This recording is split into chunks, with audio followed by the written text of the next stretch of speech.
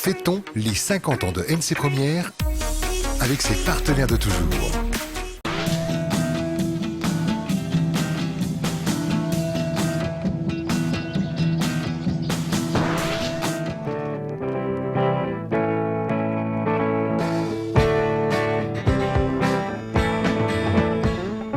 Au pied de la montagne Kaalagomène, le village du même nom. 1442 habitants.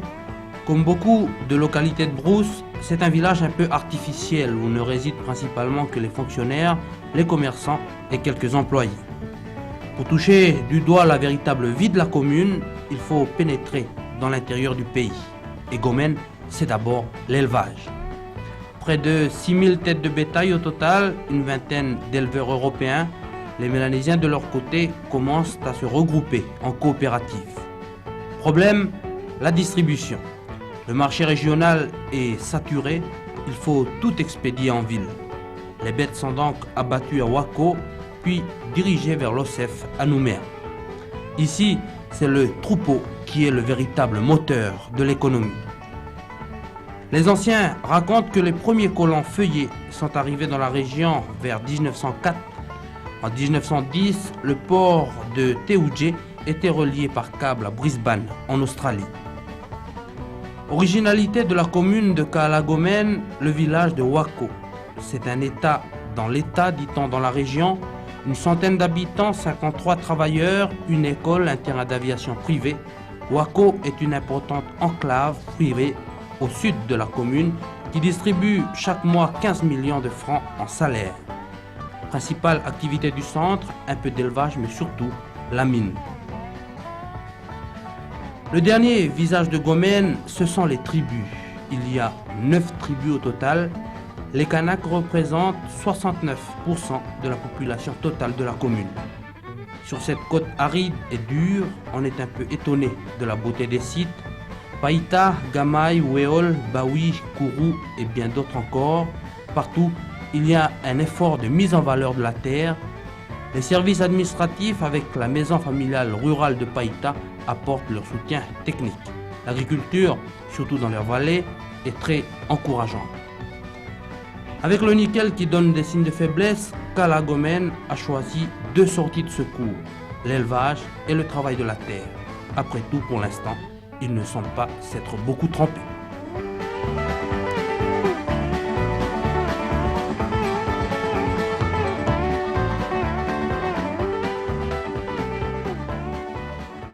Le toit de la chapelle Sainte-Thérèse menaçait de s'écrouler sur la tête des paroissiens.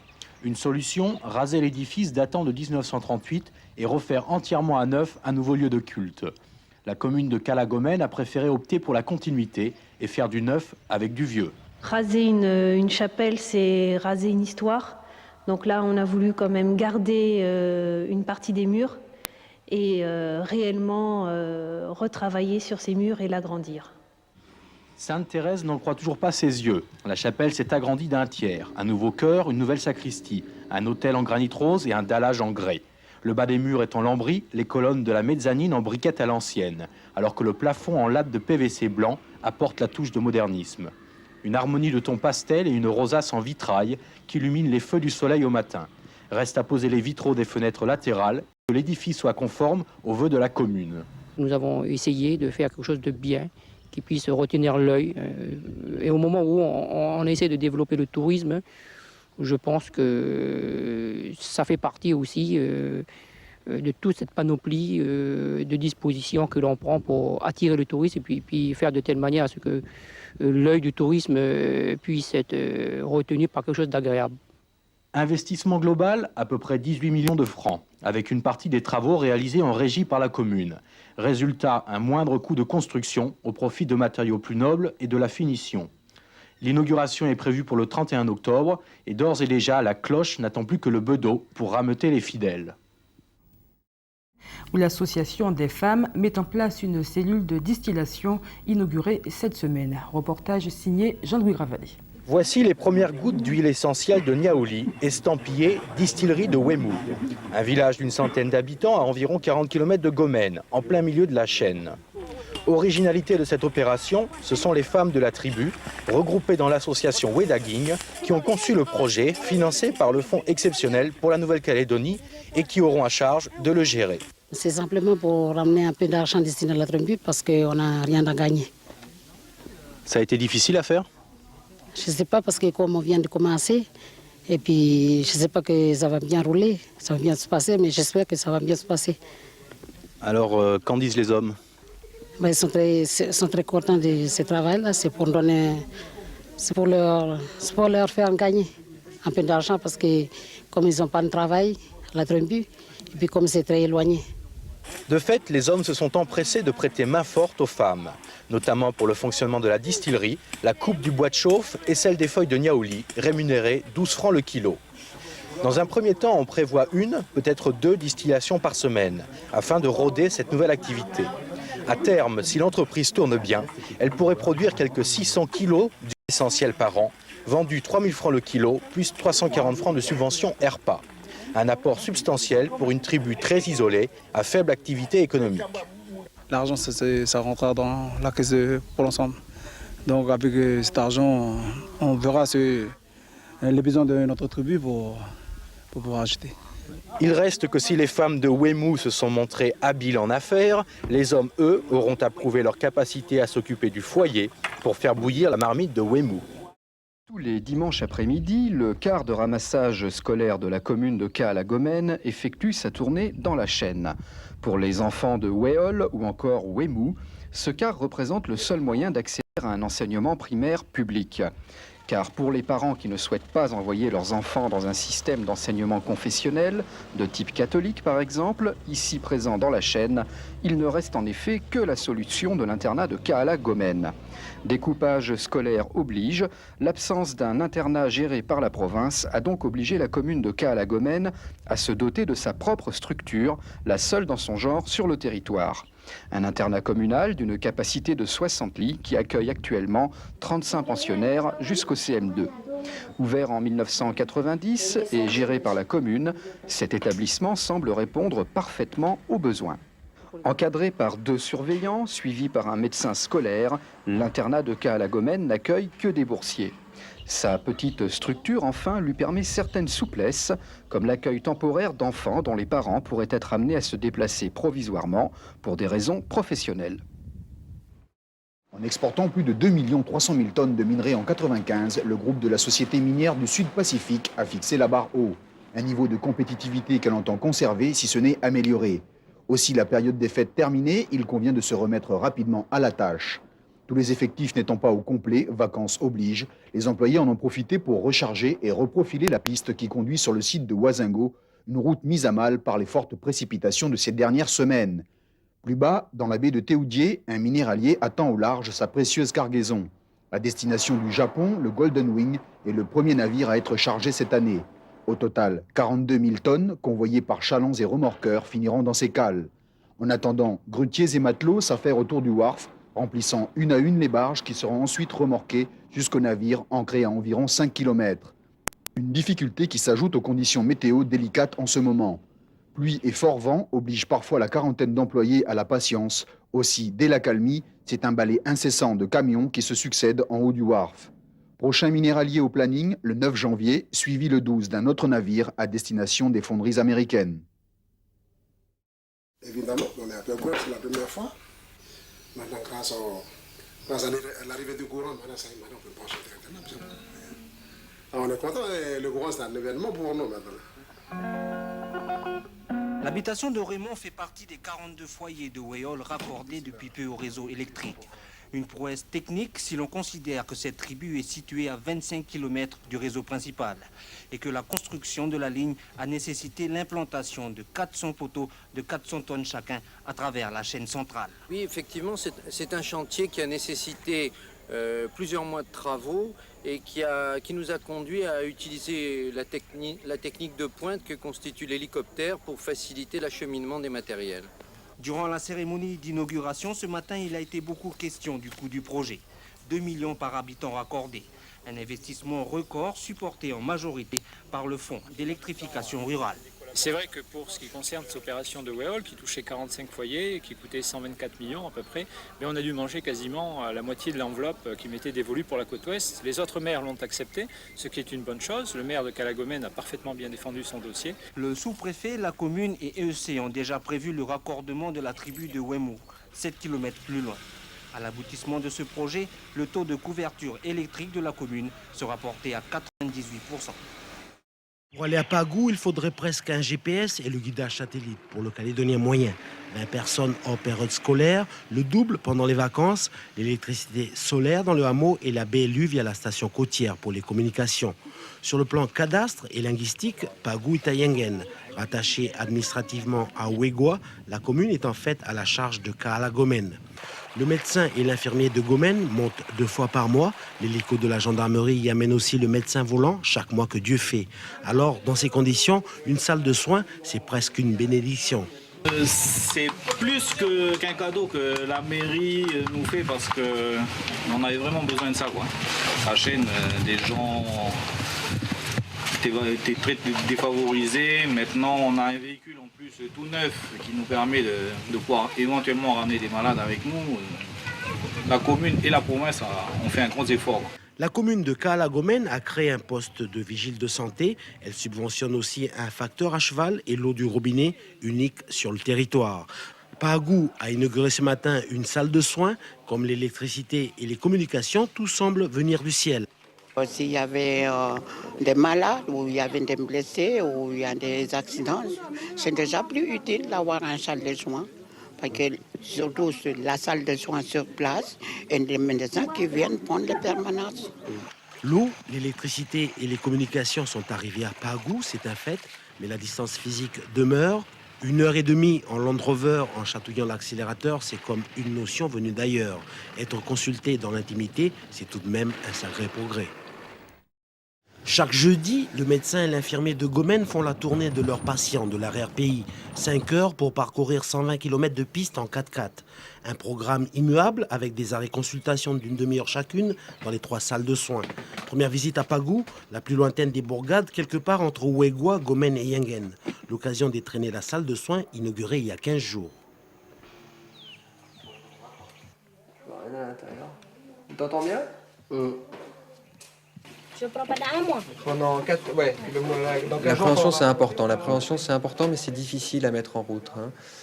Déjà, pour des maladies qui sont instaurées comme le diabète ou la tension, les gens ne comprennent pas toujours pourquoi on leur donne un traitement alors qu'ils ne se sentent pas malades. Alors, leur parler de maladies avant même qu'ils soient malades, c'est quelque chose qui n'est pas évident à concevoir. Mais c'est vrai qu'on essaye le plus possible de dire au niveau des régimes alimentaires, au niveau des enfants aussi, ce qu'il faut faire, ce qu'il ne faut pas faire. Rien que le fait de se moucher le nez, tout simplement, pour tous les enfants, ça permettrait d'éviter une tonne d'otite. Mais bon, c'est quelque chose qu'il faut faire au quotidien, régulièrement. C'est pas, je pense pas que ce soit besoin de grandes campagnes ou quoi que ce soit. C'est quelque chose qui doit se faire hebdomadaire. Toutes les semaines, il faut parler, il faut discuter avec les gens. Après Pagou, Ouémou puis Ouéol, la moitié de la population de la commune réside là-haut. L'électricité, le téléphone et le dispensaire roulant y sont arrivés, pas la télé. Nous, c'est loin pour aller à Koumak, puis c'est payer un taxi, c'est faire un taxi pour payer. Mais c'est sympa. C'est moi qui dis à les docteurs pour faire des dispensaires. C'est moi qui demande. Oui. Parce que moi, et les gens ils viennent facilement. Oui. Les gens oui. On pourrait quand même un peu l'attention, si c'est debout, d'accord. Le jeudi, les gens attendent le docteur sur le bord de la route, habillés comme si c'était dimanche. Contrôle de tension, vaccin ou distribution de médicaments au bord du chemin, la routine. Auparavant, on se déplaçait beaucoup chez l'habitant. Donc, chez l'habitant, pour pouvoir examiner une personne, pour allonger une personne, c'était pas évident, quoi. Donc, le but d'avoir ces salles de visite, ça nous a permis d'avoir beaucoup plus de gens, parce que les gens maintenant viennent dans un lieu public. Ils ne vont plus chez un privé. Et nous, on est équipés maintenant avec des rideaux et tout. On peut fermer carrément le local et puis examiner une personne, disons, correctement, quoi. Un roi de France rendait la justice sous un chêne. Il arrive à Lucien et Oliver de consulter parfois sous un manguier. 15 ans de travail de terrain pour l'infirmier et 3 ans pour le docteur, l'équipe médicale a su gagner la confiance des habitants et jouer à fond la carte prévention, même si le curatif occupe la majeure partie de leur temps. À Gomène, il y a un dicton qui dit ceci: si tu ne peux aller au dispensaire, le dispensaire viendra à toi. Il dépasse tout juste 2000 les habitants de Kaala-Gomène. Le budget communal est limité, mais le territoire immense et très accidenté. L'électricité est arrivée à Kourou sur les contreforts de la chaîne centrale 3 ans après Wéol et 21 ans après le village. La route et les poteaux tranchent dans le paysage souvent découvert. L'essentiel des réseaux qui conditionnent la vie des populations, avec la mise en œuvre du dernier tronçon du réseau électrique, est achevé, c'est-à-dire le désenclavement est terminé, les adductions d'eau sont terminées, la couverture sanitaire par les dispensaires sont terminées, la scolarisation par l'école de Wéol est terminée, et nous finissons là avec le réseau général électrique qui va nous permettre de mettre en œuvre les 2 stations de télévision qui fera que les conditions de vie des populations de la chaîne centrale ressembleront à ceux de la vallée, du village. Première habitation à l'entrée de la vallée, l'un des 3 seuls foyers à pouvoir capter RFO, la maison de Céline et Simon. Le courant, ils l'ont depuis 3 ans déjà. Avec cet enfant à l'école, l'énergie au bout de l'interrupteur, ça change la vie. Tiens, voilà le point à Victor.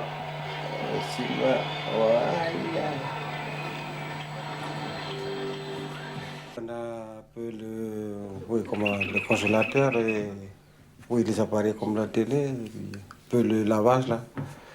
Oui, ça nous donne moins de travail quoi, pour le lavage et puis avant c'est toujours à la main. Moi j'ai beaucoup de gosses. Avant il n'y a pas de lumière, tout ça là. Donc moi j'ai les gosses, pas de lumière avec la lampe. Maintenant ça change beaucoup. Surtout on a beaucoup de choses à faire manger le soir. Pagou, aux confins de Wégua et de Puebo dans la chaîne centrale, s'éclaire à l'énergie solaire depuis longtemps. Kourou est seulement la dernière étape d'un chemin long de 21 ans. 7h30, ça peut paraître tard pour lancer le départ d'une course en montagne. Mais cela ne semble pas avoir dérangé la centaine de coureurs et de marcheurs lancés à l'assaut du Kaala. Et d'entrée, le rythme soutenu a disloqué la longue caravane.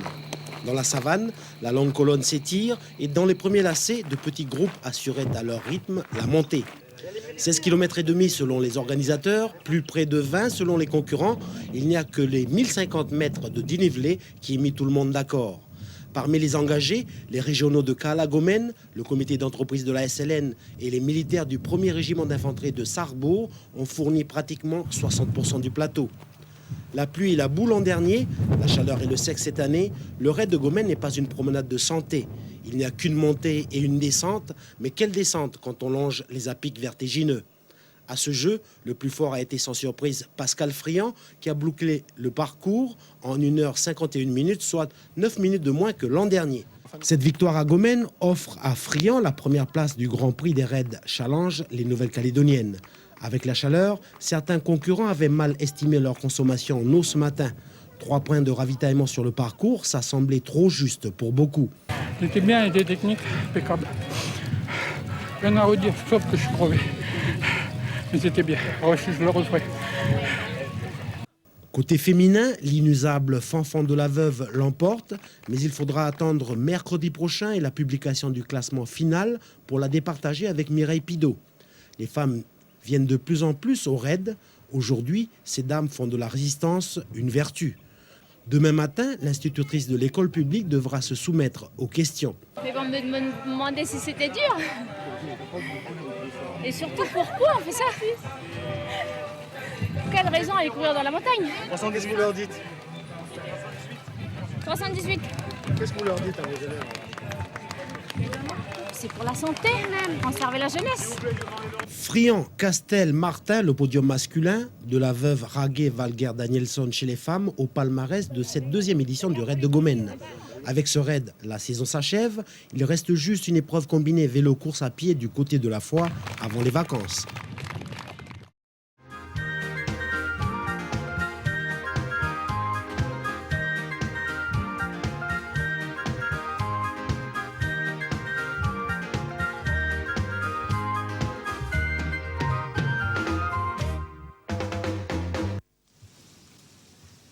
Kaala-Gomène, à 360 km au nord-ouest de Nouméa.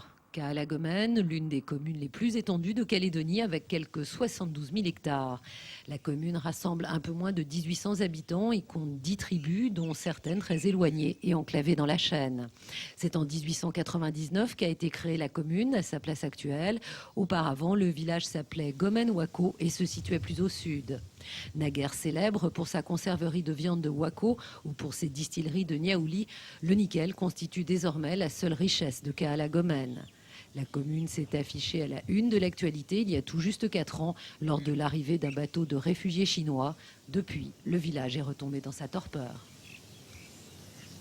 Bonsoir, et puis il faut savoir aussi par exemple qu'une lettre postée ici au village de Kaala-Gomene met de 24 heures à une semaine pour parcourir la cinquantaine de kilomètres qui mènent jusqu'à la tribu de Pagou, située aux limites de la commune.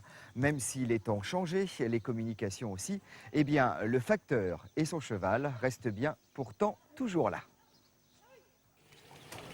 2 fois par semaine, les guichets de la poste mobile ouvrent sur le bord de la route dans la haute vallée de Kaala-Gomene. Pratiquement tous les services habituellement offerts sont disponibles jusqu'à Wemu. Au-delà, seul le courrier est distribué à cheval. Une lettre à la poste, c'est pas toujours simple.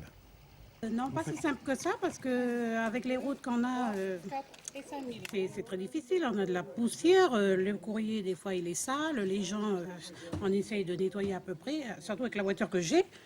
Alors, je voudrais bien qu'ils me la changent, cette voiture. Oui. Bonjour, grand-père. Bonjour. Alors, ça, c'est pour Dounot.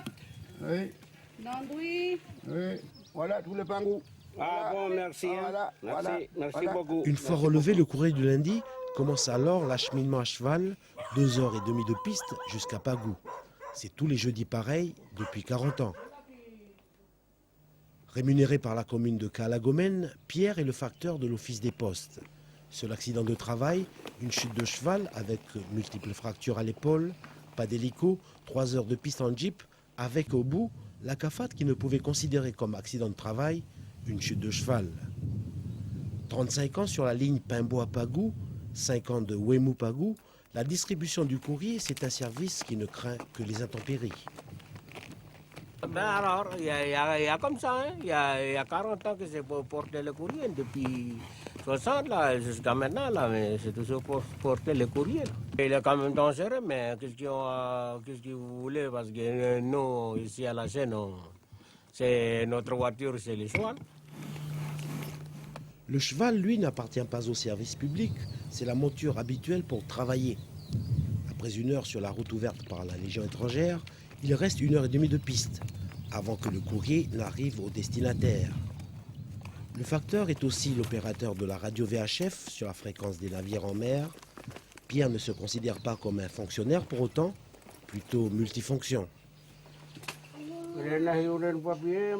Et puis ça, c'est Nadouille Emmanuel, fonctionnaire, éleveur.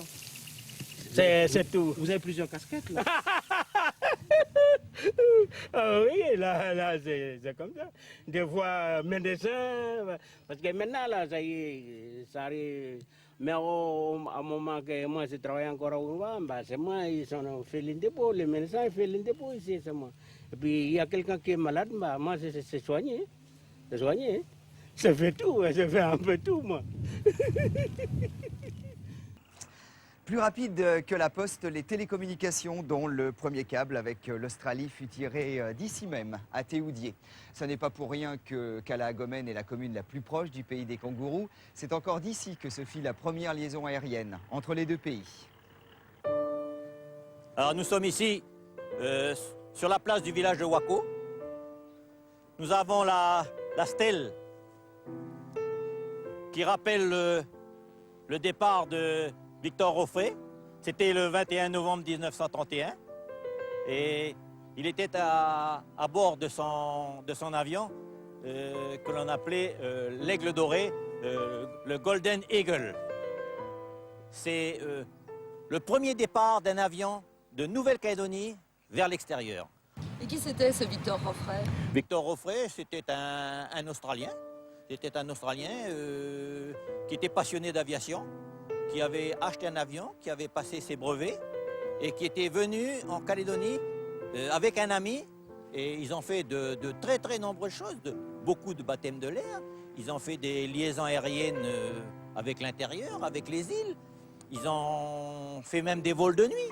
Ça a été pendant les quelques mois qu'ils sont restés en Calédonie, ça a été une attraction pour les Calédoniens qui ne voyaient pas d'avion tous les jours, hein, il faut bien le dire. Et puis un beau jour, il a eu envie de repartir, de faire un exploit, comme on dit. Et c'est là qu'il a décidé de partir, de quitter la Calédonie pour aller sur l'Australie. Le matin à 5 h, les gens étaient là, surtout les femmes et les enfants, parce que les hommes travaillaient. Et il n'y avait pas d'entorse au règlement. Refrais ou pas, il fallait assurer le travail à l'usine de la conserverie.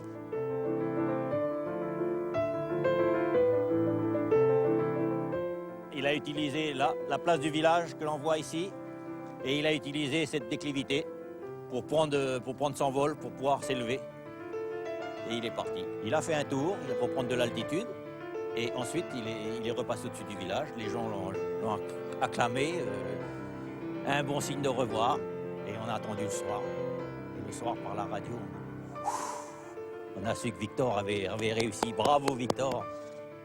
Après 11h20 de vol, Victor Roffet atterrit donc presque en face de Wako, à Rockhampton. Il sera acclamé par ses compatriotes, mais ne profitera pas longtemps des fleurs et du champagne qu'on lui a offert avant qu'il ne décolle. Les Guébloux australiens saisiront le tout. C'était donc l'événement ce matin du 21 novembre 1931.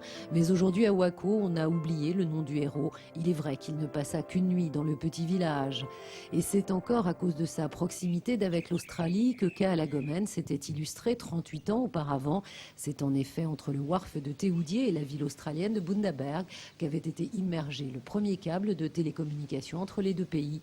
Là encore, il en reste une stèle, mais là aussi, l'événement s'est estompé dans la mémoire collective. On prend maintenant la même direction que notre courrier de tout à l'heure, destination la tribu de Pagou, administrativement partagée entre Wegua et Yengen. Elle est rattachée aujourd'hui à la commune de Kaalagomen. Alors même si on peut s'y rendre depuis quelques années par piste et en voiture, la tribu de Pagou, avec sa trentaine d'habitants, reste tout de même un coin très isolé.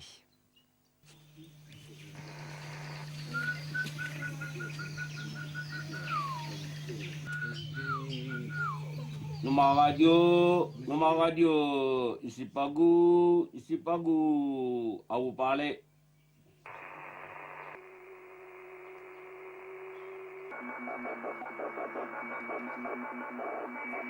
Pierre, qu'est-ce qui se passe? Il y a un problème là? Oui, je crois qu'il y a un problème technique, je sais pas. Ici Pagou, à vous parler. La tentative de liaison radio avortée du matin ne réussira qu'au milieu de journée. À Pagou, les ondes capricieuses et le relief rappellent à tout moment l'éloignement du dispensaire, de l'école, du téléphone. Les maisons disposent d'eau courante et l'énergie vient du soleil via les cellules photovoltaïques. Nouveauté, la consommation individuelle est prépayée par carte, 2000 francs au mois. Si tu n'as pas d'argent, la lumière, elle ne mange pas, mais le conservateur, elle mange toujours. Tu dois faire attention quand même. Oui, tu peux faire attention parce que ça, c'est un nouveau système.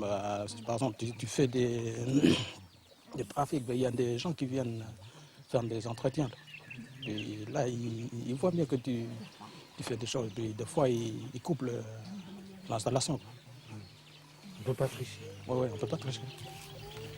Si l'on trouve peu d'enfants en période scolaire, c'est que les familles se déplacent vers Wemu ou Waiaget, les écoles les plus proches. Rencontre avec Paulette, l'une de ces femmes qui accompagnent leurs enfants à l'école, 2h30 de marche. C'était le jour où ses sœurs se mobilisaient à Nouméa contre la pauvreté. Nous, pendant la rentrée, on descend tout avec le père pour rester à Wemu, comme je suis de Wemu. Et j'ai de la famille à Wemu. Et vous descendez comment? À pied. Moi, je descends à pied, mais lui, à cela. C'est à combien de temps d'ici à pied? 1h30. Le néon éclaire désormais la cuisine du soir, mais la lampe Coleman reste indispensable car facilement transportable. La crevette de crique est l'une des ressources monnayables avec l'élevage et le produit de la chasse. La crevette est pêchée par les hommes à la sagaille de nuit ou bien à l'épuisette par les femmes en journée. À 1800 francs le kilo, la crevette constitue une source de revenus conséquente pour les familles qui restent. Une ressource menacée tout de même si la demande venait à augmenter. L'amélioration des conditions de vie des habitants de Pagou correspond au recul de la forêt devant les feux de brousse. Et des crevettes comme ça, on risque d'en trouver de moins en moins. Madame Berger, bonsoir. Bonsoir Alain. Merci de nous accueillir chez vous, ici à la ferme de Coligo. Je crois que c'est un endroit qui existait bien avant la commune de Cala-Gomène. Oui, elle a existé bien avant, puisque les premiers ceux qui se sont installés, ça remonte à 1800, peut-être 80. Mais ils ont dû déménager en 1889 ou 85 parce qu'il y avait trop d'eau partout. Et le village de Gomène a été créé là, à partir de là, en 1889. Les premières maisons, ce sont la mairie, c'est en 1902-1903. Combien vous avez d'animaux actuellement dans votre ferme? Je dois avoir 300 ou 350 animaux à peu près. C'était mon rêve de petite fille. Et quand j'ai pu le réaliser, je n'étais plus une petite fille, mais ça m'a fait vraiment plaisir d'en avoir. Alors en plus des animaux, je crois que vous avez à un moment produit du beurre. Mes grands-parents ont fait du beurre, 1917. Mes parents en ont fait après, jusqu'en 1950. Et moi, j'ai continué jusqu'en 1960. Est-ce que vous avez déjà assisté ou participé à une conduite de bétail? Non, non. Simplement le bétail que je prends et puis que je rentre ici seulement pour la balnéation, c'est tout. Mais j'ai vu faire, j'ai vu, je ne monte pas à cheval. J'ai monté un peu à cheval, mais mes occupations ne m'ont pas permis de faire beaucoup de cheval. Madame Berger, merci beaucoup. Eh bien, justement, une conduite de bétail, c'est ce que nous allons découvrir maintenant. C'est aujourd'hui de plus en plus rare.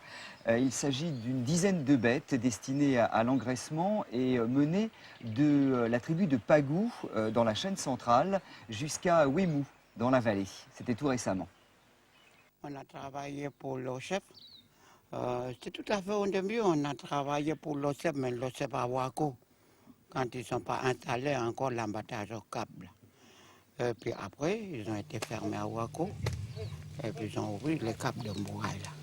Et puis on a essayé de travailler avec eux, mais comme c'était loin, et puis c'est difficile. Il suffit qu'il pleuve pour que le camion de l'OCEF ne puisse monter dans la vallée et charger les bêtes. Reste aux éleveurs à vendre à l'emboucheur. Mais il faut tout de même conduire les bêtes par la route jusqu'au camion. Ils sont peurs de marcher sur la route parce que ça, c'est tous les bétails qui sont restés dans la chaîne, quoi. Et puis, la première fois qu'ils sont sortis dans le grand route, ben là, ils ont peur. Hein. Moi, c'est le dernier conduite que j'ai été dedans. On a été amené 148 têtes de Wayanguet à Ouako. C'est en 1959. Ouémou, le terme de 3 heures de marche pour des bêtes qui se sont mises en route dès l'aube. Le premier creek rencontré est une étape fraîcheur bienvenue pour tous. La veille, les bêtes ont été rassemblées dans un carré en pleine chaîne centrale. Aujourd'hui, vouloir vivre de l'élevage loin des pistes, ça peut ressembler à de l'utopie.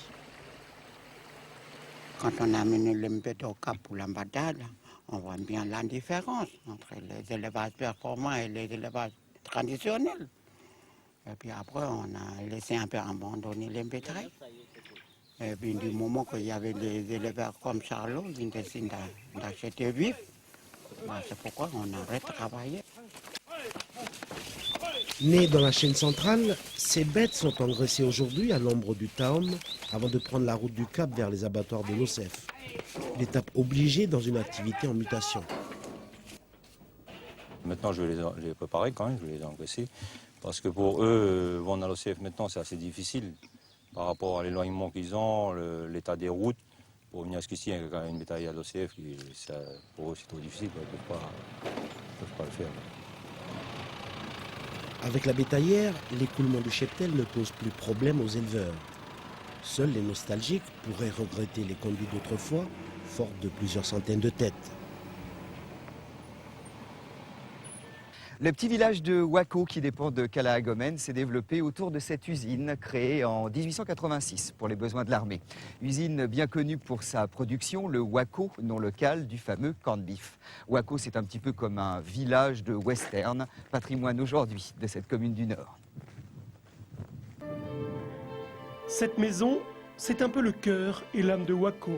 C'est de cette demeure que le colonel Dix menait les affaires de la plus grande station de Calédonie. Gaston Gisny a connu cet ancien officier de l'armée des Indes, celui qui gérait les 30 000 hectares d'une propriété mythique.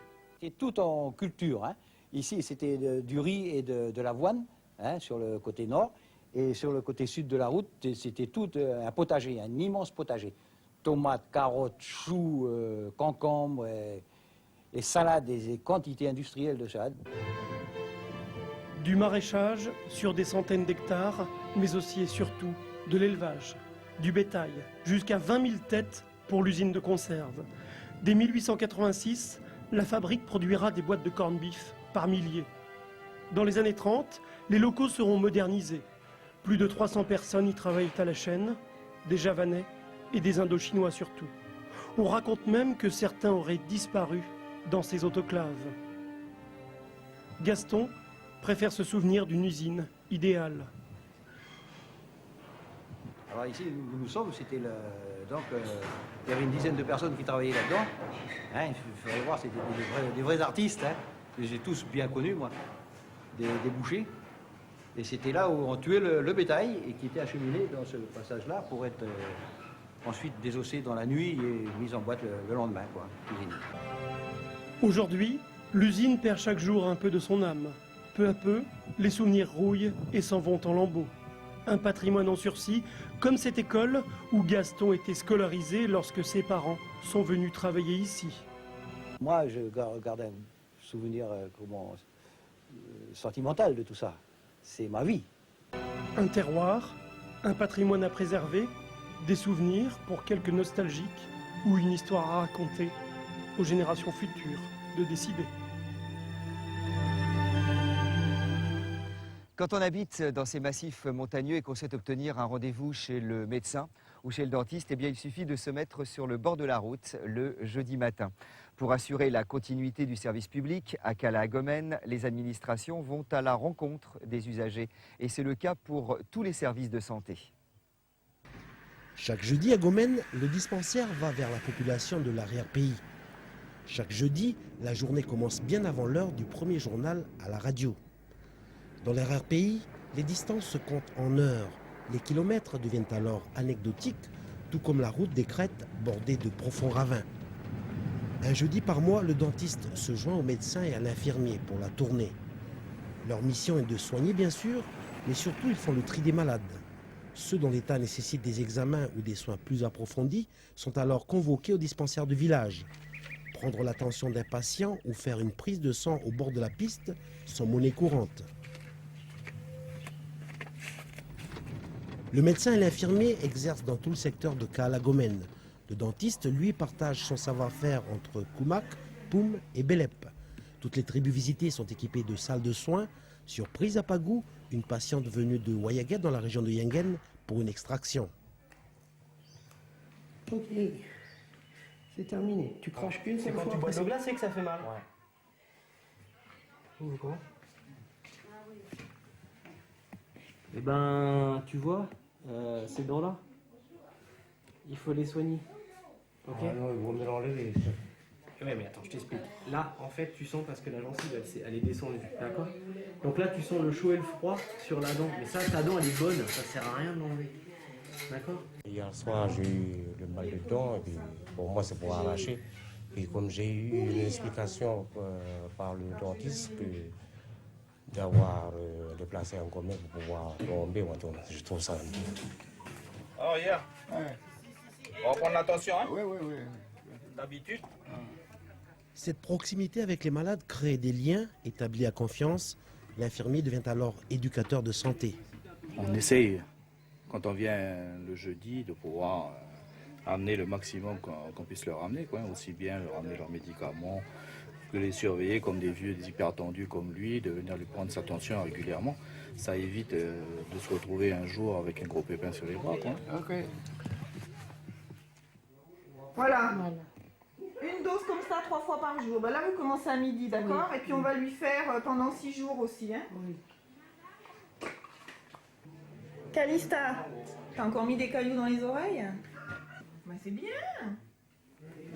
Comme si c'est cher le taxi, d'aller au village.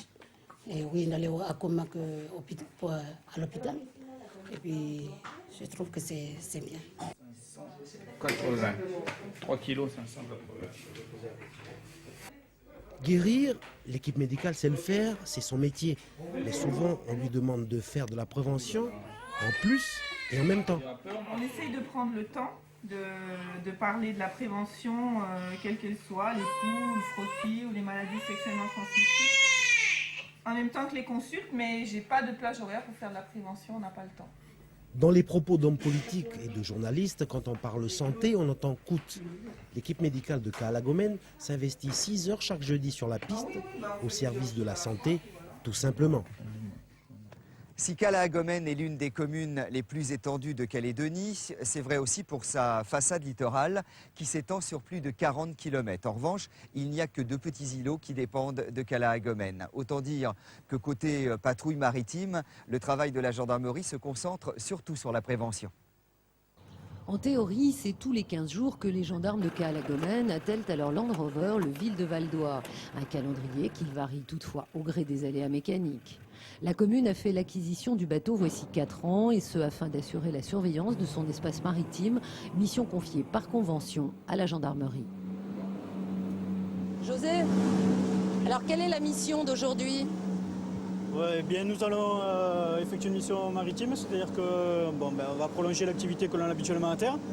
On va aller aujourd'hui, nous avons constaté qu'il y avait quelques bateaux qui étaient dehors, donc on va essayer de prendre contact avec ces personnes, tout simplement prendre contact avec eux, voir s'il n'y a aucun problème.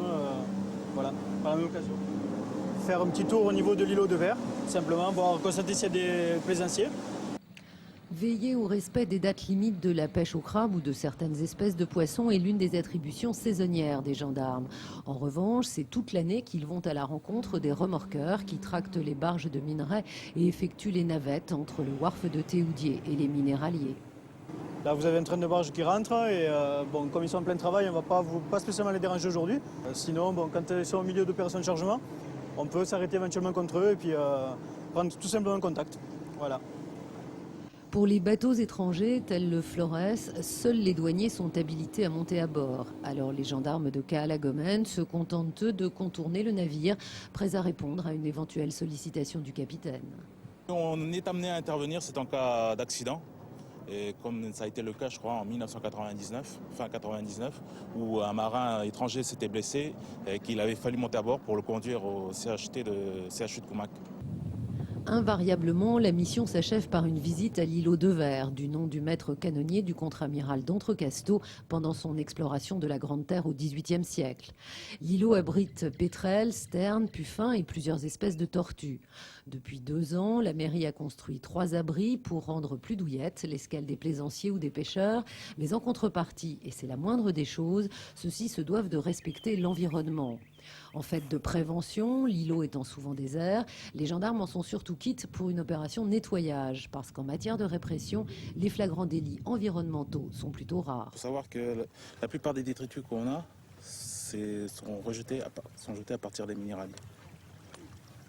Donc ce ne sont pas les plaisanciers qui viennent passer une nuit sur l'îlot? Non, ça arrive, comme la canette, par exemple, marque locale. Mais le plus gros, c'est souvent des emballages avec des écritures chinoises, japonaises, taïwanaises.